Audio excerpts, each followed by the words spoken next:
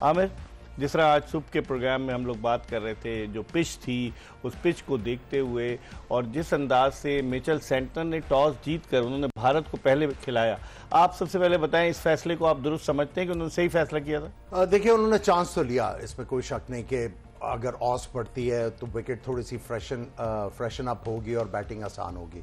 ऑस इतनी ज़्यादा पड़ी नहीं, और उसके बाद जो पिच की कंडीशन थी वो कंसर्न हमने सुबह ही शो कर दिया था जैसे ही हमने पिच की शक्ल देखी कि यहाँ पे बॉलर्स के लिए कुछ ना कुछ होगा, और न्यूजीलैंड के बॉलर्स ने जिस तरह हमने बात की थी कि वो मुश्किल लेके आएंगे और उन्होंने 3 आउट कर दिए।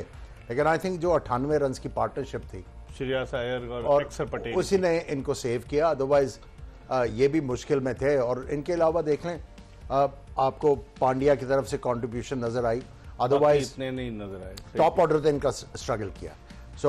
लेकिन ये था कि एंड में जो उनकी ये इंस्पायर्ड सिलेक्शन थी वो बहुत इनके काम आई।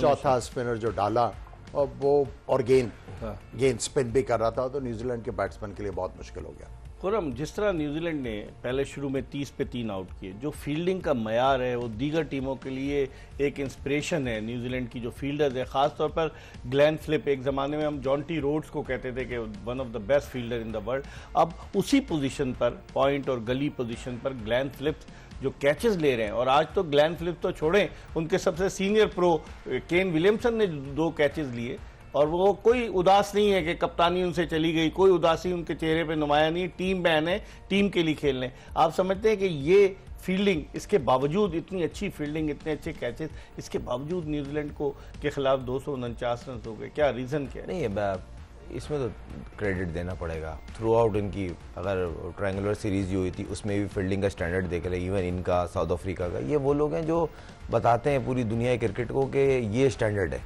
इसको आप मीट करोगे तो आप हमारे करीब आओगे। मैंने आपको साउथ अफ्रीका की मिसाल दी थी, इनकी भी बोल रहा हूँ कि फिटनेस से रिलेटेड फील्डिंग होती है। जितने फिट होंगे उतनी अच्छी फील्डिंग होगी। और फील्डिंग में होता है ना, मेन चीज ये कि इंटरेस्ट तभी बढ़ता है ना जब आप फटीक में नहीं आएंगे, थकेंगे नहीं, जान नहीं छुट रही होगी कि आप कोना नहीं ढूंढ रहे होंगे। और क्रिकेट ऐसी है ना, बॉल आपके पीछे लगती है। आज वरुण के ग्राउंड में बॉल पीछे लगी थी, वरुण के बॉल लगी थी पीछे। मगर इन दी एंड अगर आप फाइटर हो, आप में विल होनी चाहिए कुछ सीखने की डेली बेसिस पे, तो इन प्लेयर्स में दिखता है कि सीखने के लिए लगे हैं, कुछ ना कुछ सीखना है, कोई ना कोई स्विच करना है। अच्छा, मेन चीज ये पर्सनल इन्वॉल्वमेंट। अगर आप इनके सीनियर प्लेयर्स देखें ना, वो हॉट स्पॉट पे जब एंड के 10 ओवर्स रह जाते हैं खुद जाते हैं, उनको बोला नहीं जाता, वो खुद हॉट स्पॉट पे कि डीप मिड विकेट पे हिट ज्यादा लगती है, डीप स्क्वायर लेग पे लगती है, तो वो खुद पॉइंट से स्विच होके वहां जाते हैं। अगर आपने देखा हो, एक एफर्ट की थी एक्स्ट्रा ऑर्डिनरी जो कैच नहीं हो सका ग्रैंड फ्लिप का, तो अगर वो होता, मेरे ख्याल से वो इस साल का सबसे अच्छा कैच हो जाता। लेकिन अगर आप जिस तरह हमें ये कह रहे हैं कि वो लोग एफर्ट्स करते हैं, फिटनेस का उनका लेवल जबरदस्त है, उनके जो कप्तान है, साबिक कप्तान, वो दिमाग से निकाल देते हैं कि मैं कभी कप्तान रहा। हमारे यहाँ तो यही होता है कि हमारा कप्तान दिल में लिए बैठते हैं हमारे कप्तान के, यार मैंने कप्तानी की, अब ये कैसे हो गया। तो ये भी, इससे भी फर्क पड़ता है। देखो, एक तो जो सबक आप सीख सकते हैं, एक तो कप्तान सोच समझ के बनाए, और उसके बाद जब उसको चेंज करना है तो बड़े तहम्मुल के साथ अगले को पूरा सेटिस्फाई करके कि बच्चे हम आपसे परफॉर्मेंसेस ज़्यादा चाह रहे हैं, I think we have burden you. ठीक है, अगर आप अच्छे तरीके से करेंगे तो फिर ये रिजेंटमेंट नहीं आएगी और कंटेम्प्ट भी नहीं आएगी। और जहाँ तक फील्डिंग की बात है, खुरम ने बिल्कुल ठीक कहा कि आपको फिटनेस जो है अपनी ऊपर लेके आनी है। उसके साथ साथ आपको बॉलर्स को समझना बड़ा इंपॉर्टेंट है।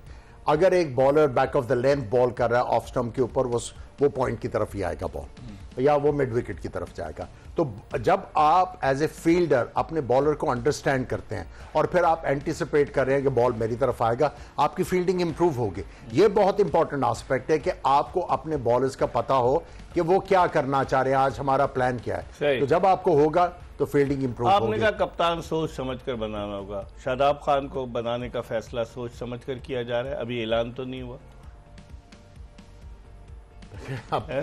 सवाल है, एक सवाल आमिर जवाब भी नहीं दे रहे।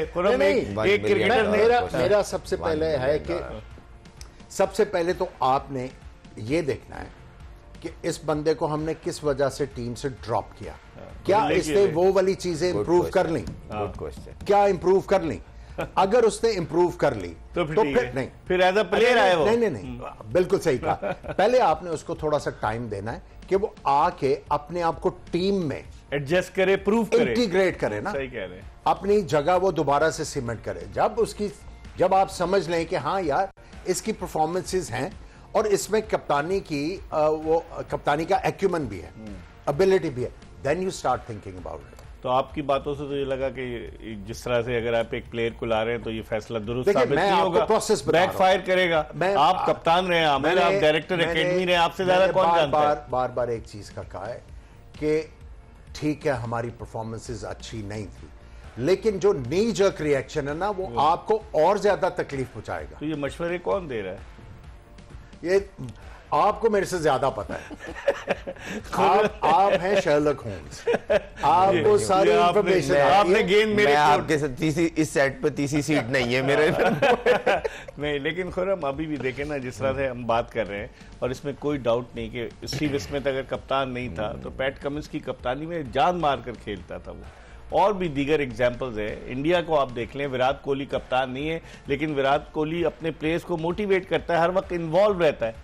हमारे कप्तान, जो साबिक कप्तान, अगर कोई चला जाता है कप्तानी से तो वो दिल पे लिए बैठता है, इन्वॉल्व ही नहीं होता, वो कहता है बस अपने कर लो, बाकी देखा जाएगा, अल्लाह अल्लाह खैर सल्ला।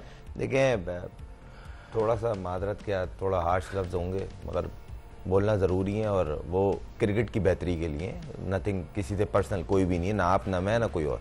बात सारी है जहाँ पे ऑनेस्टी, जहाँ पे ये चेक एंड बैलेंस नहीं होगा ना कि भाई अगर मैं परफॉर्म नहीं करूँगा तो मैं ड्रॉप हो जाऊँगा, मुझे रेस्ट नहीं कराएंगे, मुझे ड्रॉप करेंगे मेरी परफॉर्मेंस के ऊपर, अपनी मर्जी से जब चाहे रेस्ट कर लूं, जब चाहे कुछ कर लूं। तो ये होना चाहिए। नए प्लेयर पे आप इतना प्रेशर डाल रहे हैं, आप कब जिता के दो, आप 6 साल से हो, आप बात नहीं कर रहे, अगला जो आया गरीब उसको बोल रहे हो आप 2 मैच खेला है, आप टीम में आप जिता दो, तो कहीं तो एक जगह रहे ना, ये अच्छा नहीं लगता। मगर ये सच है, बहुत से ऐसे प्लेयर ऐसे होते हैं जो, मैं फिर वही बात करूंगा, good book bad book, good book की वजह से आते हैं और उनको फिर बनाने की कोशिश होती है। अगर आप उस लेवल के हो तो समझ में आ रहा है, वो दिख जाता है, और वही फिर बात आती है। सबसे इंपॉर्टेंट चीज जो है, अगर आप परफॉर्मेंसेस की बात कर रहे हैं ना, जब आपके पीछे इक्वली गुड 3 प्लेयर हो ना रिप्लेसमेंट, तो आपका क्रिकेट से ध्यान इधर उधर नहीं जा सकता।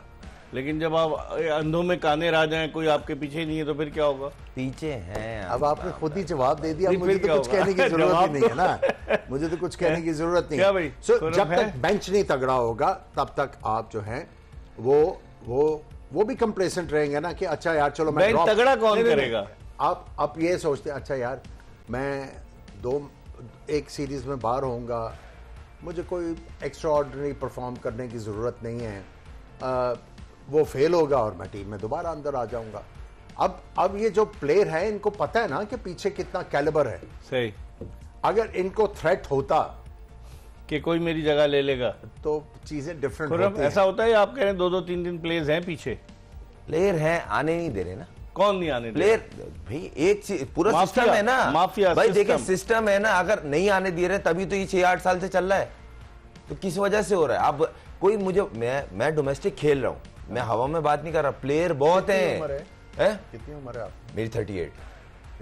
खेल सकता है? खेल सकते हैं, मैं बोल रहा हूँ ना, नहीं बात अभी भी मैं करंट फर्स्ट क्लास खेला, अभी नेशनल T20 हो रहा है, उसमें भी लास्ट ईयर कराची थे, मैंने कराची को सिंगल हैंड मैंने नेशनल T20 11 साल बाद जितवाया। मेरे भाई बात सिर्फ इतनी है, मैं अपनी वो नहीं परफॉर्मेंस गिना रहा, प्लेयर डोमेस्टिक में बहुत है, मगर आप आने देंगे, प्रॉपर चांस देंगे तो आके वो अपने आप को बताएगा ना, हाँ भाई मैं भी लाइन में लगाऊं। अब आप बोलेंगे नहीं जी आप आओ और इस तरह खेलो, ये गलत है, ये टीम खराब हो रही है, क्रिकेट गलत हो रही है। खुरम को पता होगा कई ऐसे हैं जिनको फर्स्ट क्लास या ग्रेड 2 भी खेलने का मौका नहीं मिलता, लेकिन वो भी उनसे अच्छे हैं जो खेल रहे हैं। उन बेचारों का अल्लाह के सिवा कोई नहीं, अगर ये देख कहा जाए। नहीं, अभी बेस्ट जो हल दिख रहा है ना, ये मेरी ओपिनियन है, कोई ले ना ले, अच्छा लगे बुरा लगे, मुझे ऐसा लगता है आपको T20 की क्रिकेट और वनडे और टेस्ट क्रिकेट, ये दोनों को अलग कर देना चाहिए।